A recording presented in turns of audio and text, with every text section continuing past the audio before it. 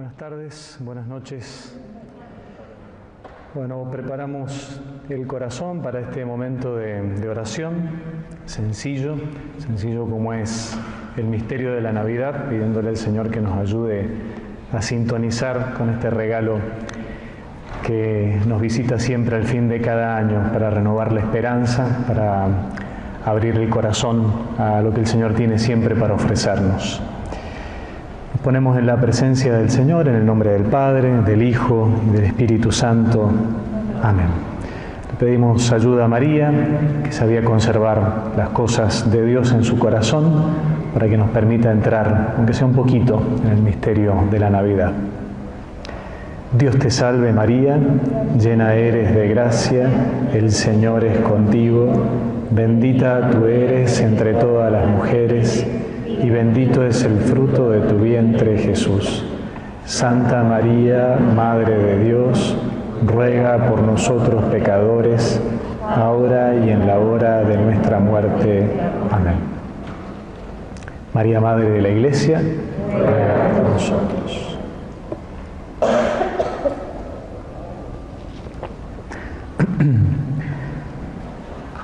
Entramos en el tiempo del Adviento, un tiempo en el cual vamos a escuchar muchas veces repetir, tanto en los textos bíblicos como a los curas que nos toca predicar en las misas, también quizás alguno de nosotros en las actividades que tenemos en la parroquia.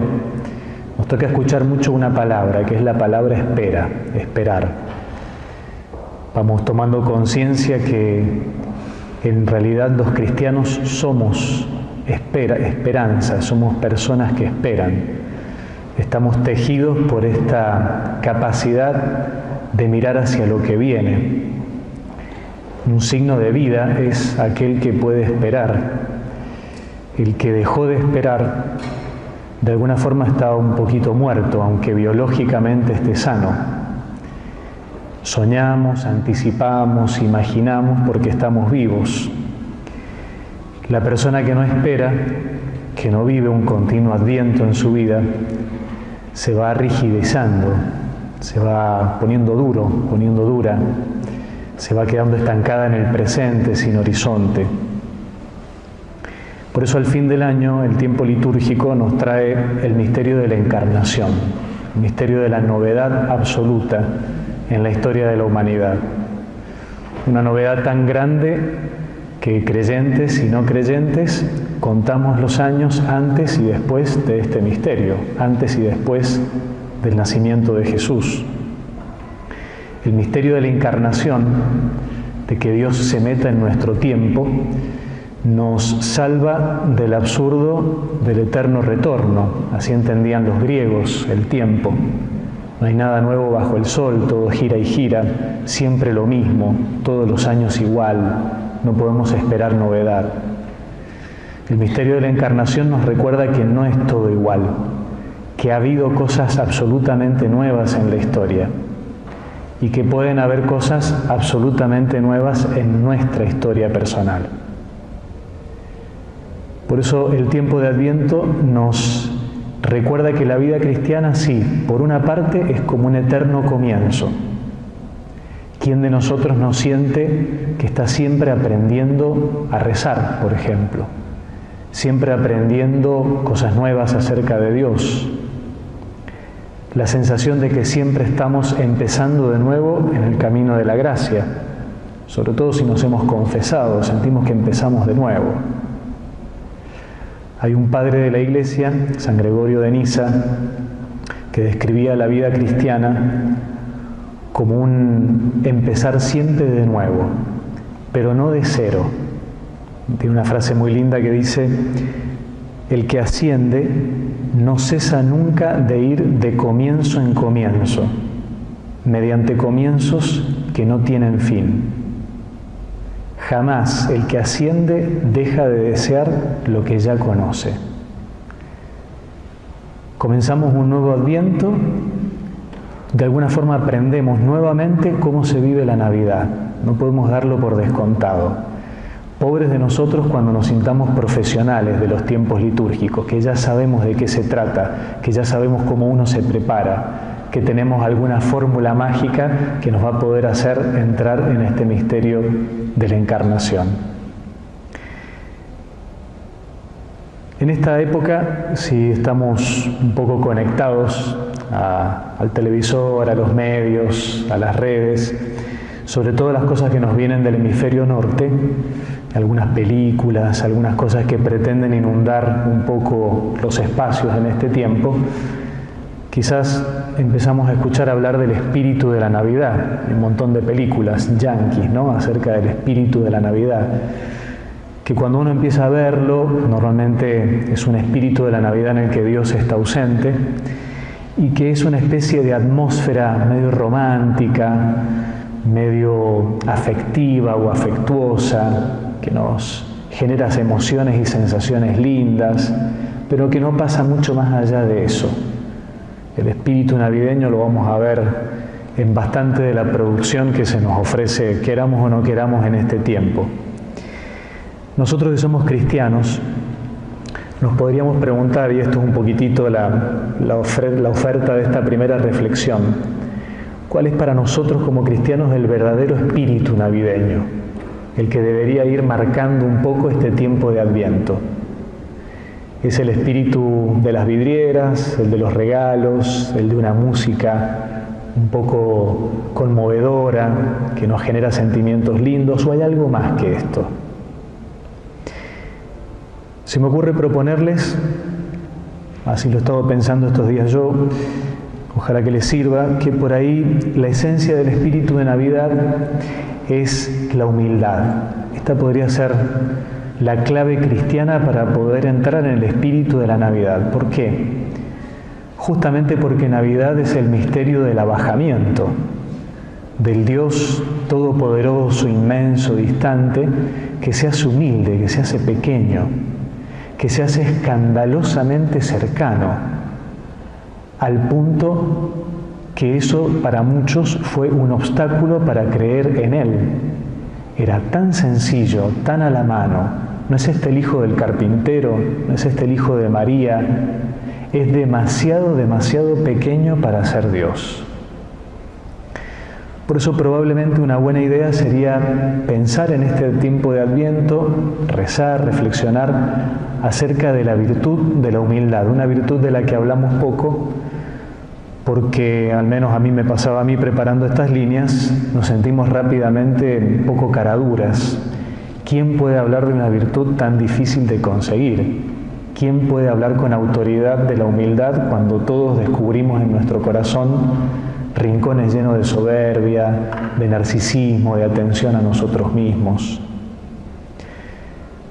Les puede servir de consuelo esto que al menos me consoló a mí y me hace sentirme no tan caradura, de hablar de cosas que no vivo, cosas que me gustaría vivir que no vivo. Y es un consejo que me dio un cura viejo cuando yo estaba en mis primeros intentos de predicar y de anunciar alguna novedad de la palabra en las misas. Le digo la verdad, que me siento un hipócrita. Tengo que hablar a veces del amor a Dios, del amor al prójimo, del amor al enemigo, y yo no lo vivo como lo predico. ¿Cómo puedo hablar de estas cosas? Entonces este cura me dijo algo que por ahí les puede servir a cada uno de ustedes también. Me dice, mirá, nosotros hablamos de lo que deseamos, no de lo que tenemos. Si no, tendríamos que estar todos mudos. ¿Quién puede hablar del amor a Dios? ¿Quién puede hablar de la humanidad, de la humildad? ¿Quién puede hablar de la esperanza, de la fe? Al punto de tenerla tan clara de poder presentarse como ejemplo. Bueno, nos tendríamos que quedar callados todos, acerca de todo. Sin embargo, hablamos de lo que deseamos. Por eso sería una linda propuesta, en primer lugar, pedirle al Señor la gracia de desear la humildad para poder vivir la Navidad, para poder tocar el misterio de su humildad. Al menos desearla, reconociendo que quizás no la tenemos. La Navidad entonces nos presenta el escándalo de la humildad de Dios. Una cosa muy difícil de entender en aquella época, difícil de entender también para nosotros. Dios humilde. Dios que se hace tan pequeño al punto de ser rechazado, de ser negado, de que se le cierren puertas, incluso para que pueda nacer. Un Dios tan humilde que desborda nuestros cálculos, no encaja en nuestros planes, no encajó en los planes de la Palestina de hace 2000 años, tampoco en los nuestros. A veces nosotros mismos esperamos, frente a muchos signos de desesperanza, un Dios poderoso que intervenga, que corrija, que ordene, que ponga tal o cual en su lugar.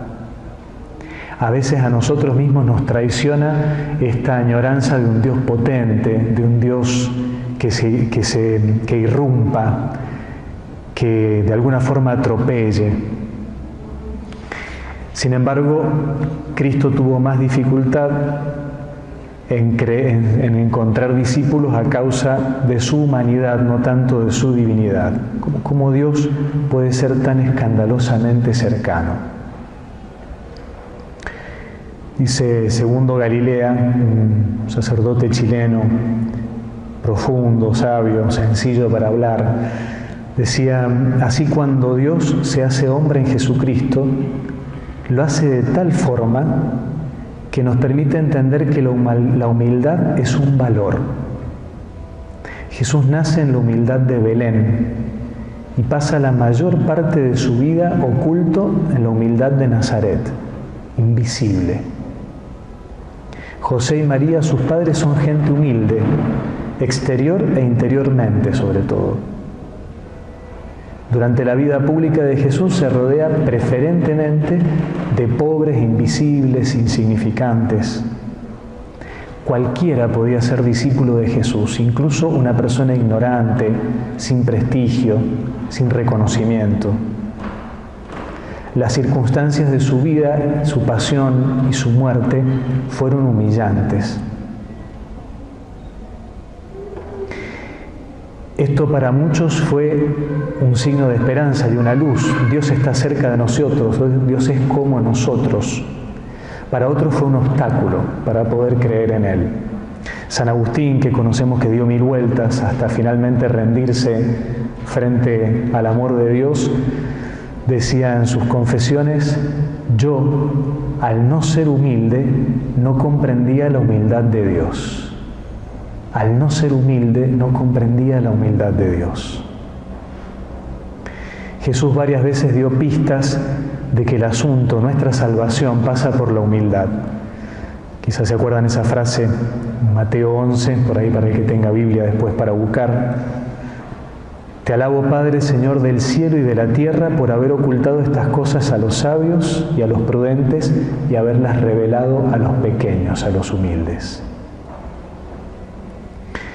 Nosotros vivimos en una cultura que exagera, que exacerba el brillo, la fama, el triunfo, el poder, las seguridades, sobre todo falsas, en lo material, en el reconocimiento.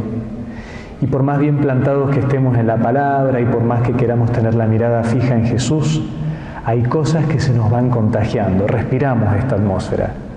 Es difícil a veces separarnos. Y entonces nos cuesta también a nosotros ser humildes. Nos cuesta descubrir que la grandeza está en aquello que no brilla ante los ojos del mundo. Hace falta mucha más grandeza para hacer un paso al costado, para hacerse humilde, para no buscar el aplauso y el reconocimiento, que para pararse en el escenario. El que intenta hacerse un nombre, una fama, un prestigio, corre todo el tiempo detrás de aprobaciones que siempre lo van a dejar insatisfecho. No estamos creados para esto.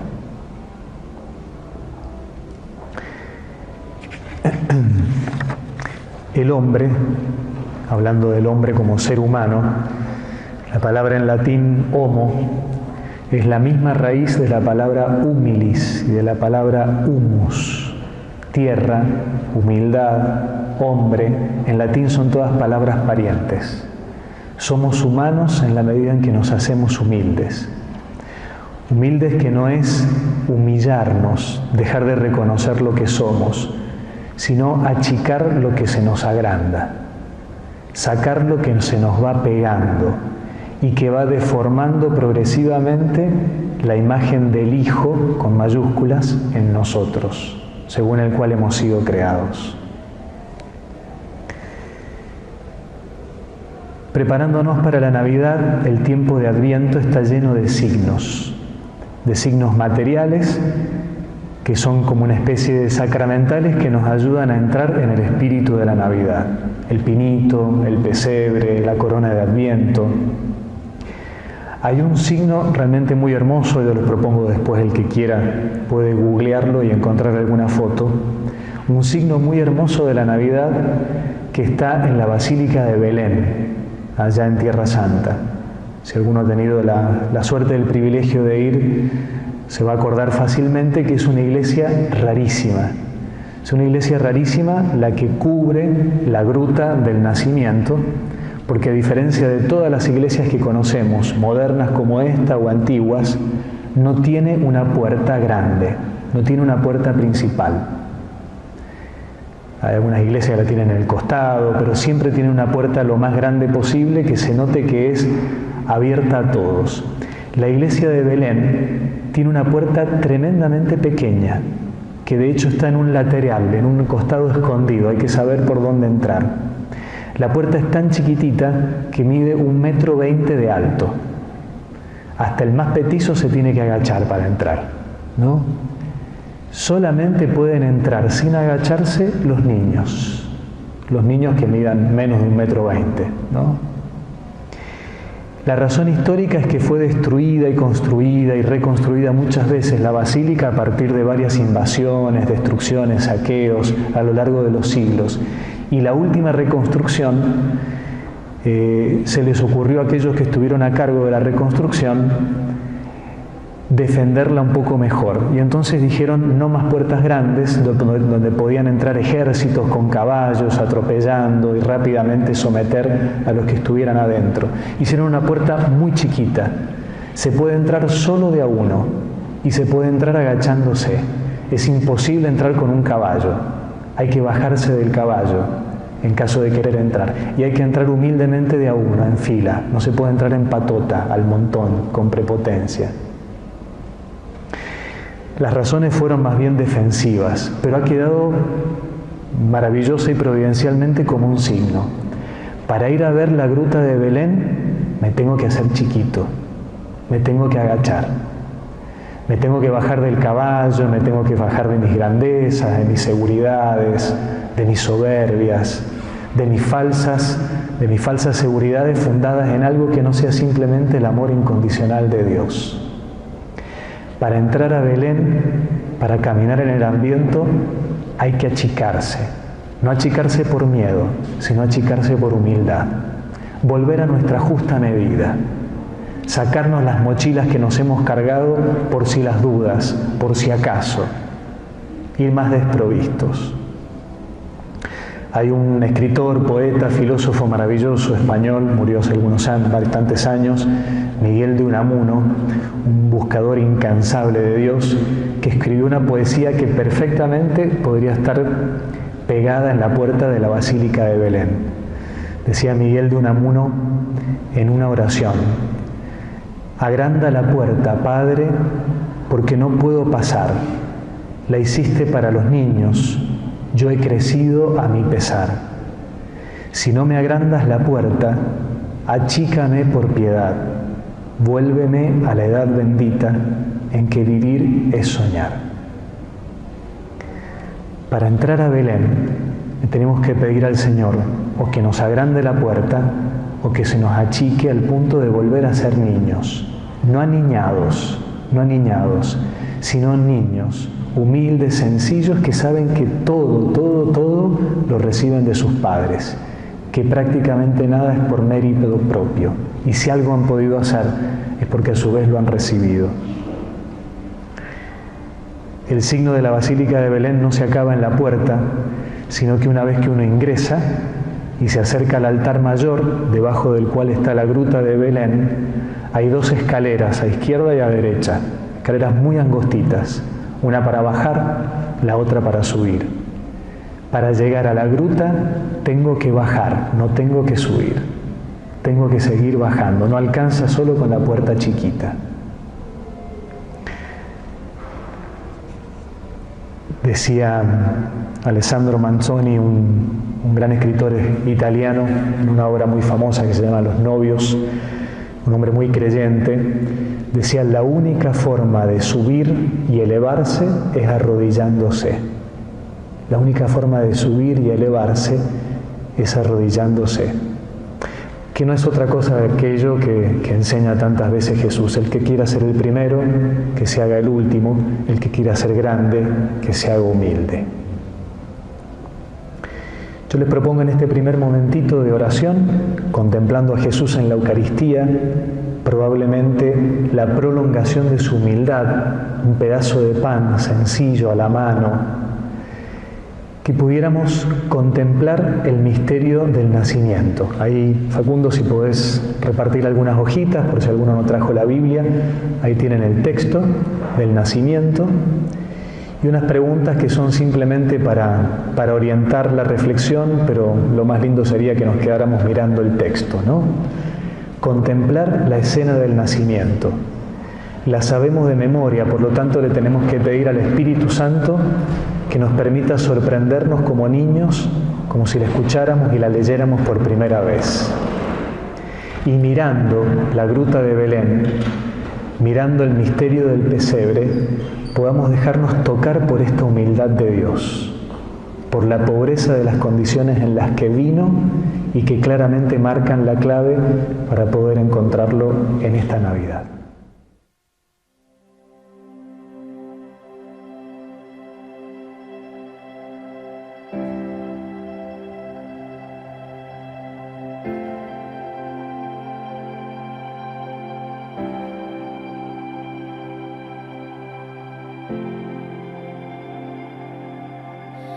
Te adoramos, Jesús. Te adoramos, Jesús. Te adoramos, Jesús. Te adoramos, Jesús.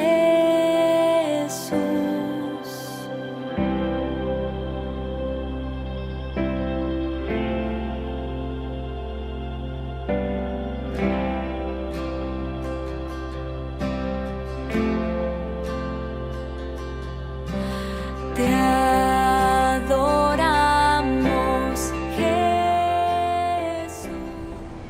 Si el espíritu de la Navidad es la humildad, es el modo en el que Dios ha querido entrar al mundo,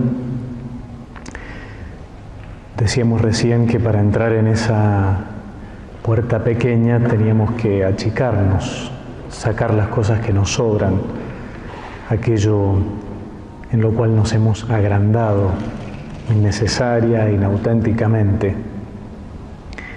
Sin embargo, hay que decir también que para crecer en la humildad, esta propia de la Navidad,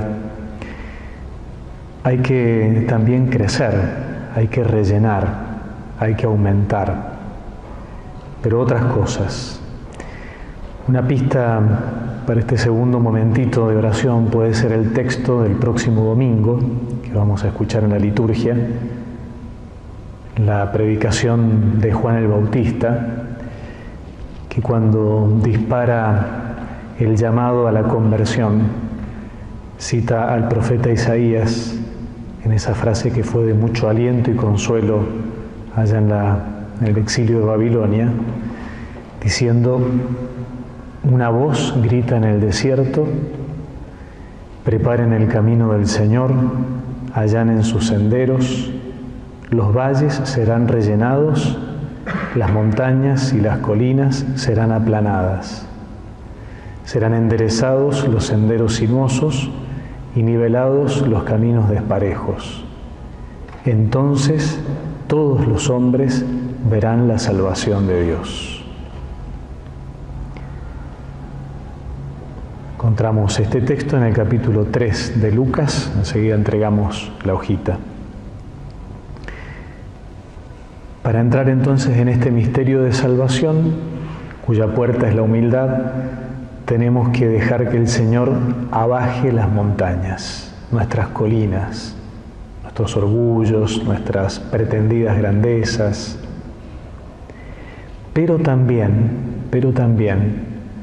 tenemos que permitirle al Señor que rellene nuestros valles, que tape nuestros huecos, que complete nuestros barrancos. Barranco es otra traducción que usan algunas Biblias para hablar de estos valles, de estas depresiones, de estos badenes en el camino al corazón, para que el Señor llegue. Cuando Juan el Bautista habla de estos caminos que hay que preparar al Señor, son fundamentalmente caminos interiores que permitan al Señor llegar a mi corazón. Es fácil imaginarse las cosas que tienen que quitarse, no fácil quitárselas, pero por ahí es fácil imaginarse las cosas que se nos van pegando. Un poco más difícil es imaginar aquello que tiene que ser rellenado. La verdadera humildad no es solo quitar, podar, sacar, sino también completar. María no tenía ningún tipo de prurito, no tenía ningún tipo de vergüenza en decir que ella había sido mirada con bondad y cantaba, casi podemos decir, con sano orgullo, las grandezas que Dios había hecho en ella. No lo ocultaba, sabía que no era suyo. No tenemos que absolutizar en el camino a la humildad ninguno de los extremos. Ni que todo tiene que ser quitado, ni que todo tiene que ser rellenado. Ni soy un genio, ni soy el más torpe de los hombres. Probablemente estemos a mitad de camino.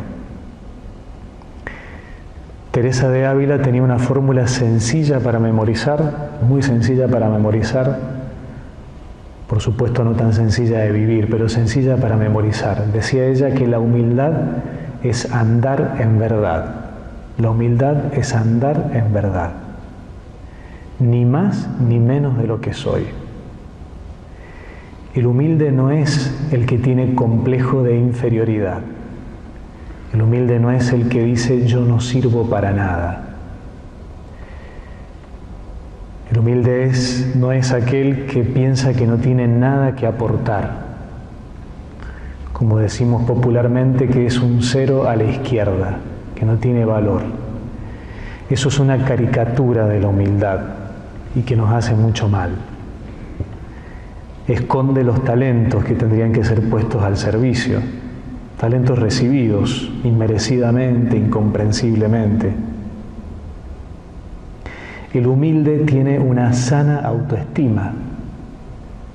Es una palabra un poco moderna, poco espiritual, pero viene al caso para no caer en algunos de los resbaladeros de la humildad que nos despistan. Si me permiten un paréntesis psicológico, una buena definición sencilla de autoestima, vivir la humildad, dice que una persona tiene sana autoestima cuando tiene una imagen de sí mismo realista. Primera condición, realista. Ni soy un genio, ni soy el más torpe de todos. No soy el mejor, ni tampoco soy el peor. Una imagen realista, ni más chico, ni más grande de lo que soy. La segunda característica de una sana autoestima es que esa imagen realista es estable. No soy hoy un genio y mañana el peor de todos, sino que en general soy más o menos el mismo, la misma, todos los días. Y la tercera característica de una sana autoestima es que esa imagen de sí mismo realista y estable es fundamentalmente positiva, fundamentalmente positiva.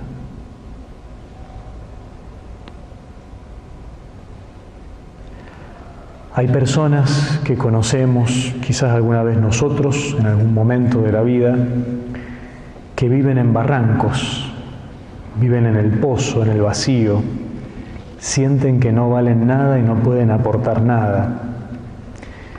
A veces prisioneros de sentimientos de culpa, de inferioridad, de inadecuación que paralizan. Alguno un poco despistado puede pensar que son personas humildes, pero no. Son personas que no se sienten amadas y por eso no pueden amarse.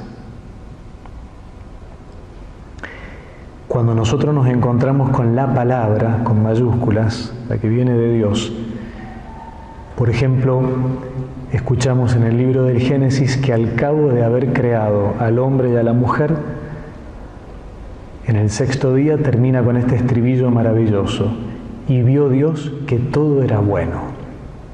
No que era más o menos, que salimos más o menos, no, salimos buenos, salimos buenas de las manos de Dios, somos algo bueno para el mundo. Nos tendríamos que dejar contagiar del optimismo de Dios, que mira a nuestro lado luminoso, que quiere rellenar esos barrancos, esos valles, esos vacíos de valor, con su palabra que dice: sos mi hijo, sos mi hija, sos algo bueno, sos alguien buena. Hay un teólogo alemán que proponía una frase sencilla, pero de vuelta, difícil de vivir, en la que se nos va la vida. Decía que la verdadera fe es aceptar la aceptación de Dios, es aceptar que Dios me acepte como soy. Por supuesto, con todas las perspectivas de crecimiento y de santidad que podamos tener por delante, pero no como una condición. Dios me ama y me acepta así como soy hoy. ¿Por qué me cuesta a mí aceptarme como Dios me acepta? Porque siempre me amo con condiciones. Cuando yo sea, cuando yo haga, cuando yo cambie. Eso no nos permite entrar en el misterio de la humildad, que es mirarnos con verdad, ni más chicos ni más grandes de los que somos.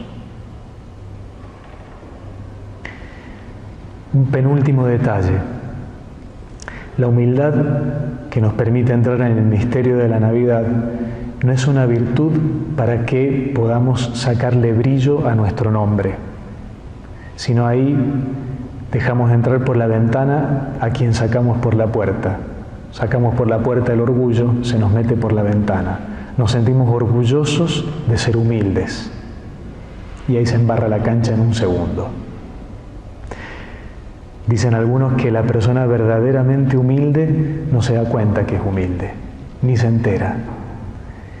Está tan concentrada en salir de sí misma que tiene poco tiempo para contemplarse al espejo, para medir, calcular, calificar, ver si apruebo o no apruebo. La verdadera humildad no es una virtud para mí, sino que es para los otros. Me permite que el camino por el cual entra Jesús a mi corazón también me permita salir al encuentro de los demás. Y por eso una persona humilde, de verdad humilde, es sensible a las mismas cosas que era sensible Jesús. Al dolor, al sufrimiento, a la necesidad, a mil formas de pobreza, empezando por la material, pero también las pobrezas de afecto, personas que están solas, que están solos, a las pobrezas de sentido, personas que no saben por qué y por quién vivir, a las pobrezas de educación, personas que no conocen. La humildad permite que el Señor entre en mi corazón y por ese mismo camino poder salir. La humildad está al servicio del amor, no simplemente de mi yo. La pregunta del millón que nos podríamos hacer para concluir, contemplar un poquito más al Señor en la humildad de la Eucaristía, es ¿cómo hacemos? ¿Cómo se hace? Bueno, Juan el Bautista lo dice en este texto que les propongo para meditar, ¿no? Dice: preparen el camino del Señor, allanen sus senderos, Los valles serán rellenados, las montañas y las colinas serán aplanadas. El truco está en un truco gramatical. Voz activa y voz pasiva. Allanen los senderos ustedes, arremánguense, hagan el esfuerzo. Traten de bajar los humos si se les han subido. Traten de rellenar aquello que se les ha vaciado. Háganlo ustedes. Pero inmediatamente después dice, los valles serán rellenados, no rellénenlos, serán rellenados. Las colinas serán aplanadas, no aplánenlas. Podemos decirle a Juan Bautista, ¿en qué quedamos? ¿Lo tengo que hacer yo o lo va a hacer el Señor? ¿Quién es el que prepara el camino? La respuesta es los dos, los dos. El misterio de la santidad, el misterio de estas virtudes, la humildad, siempre es cooperativo. Es el Señor y yo trabajando juntos. Él como Dios, yo como criatura, sin querer robarle el lugar uno al otro.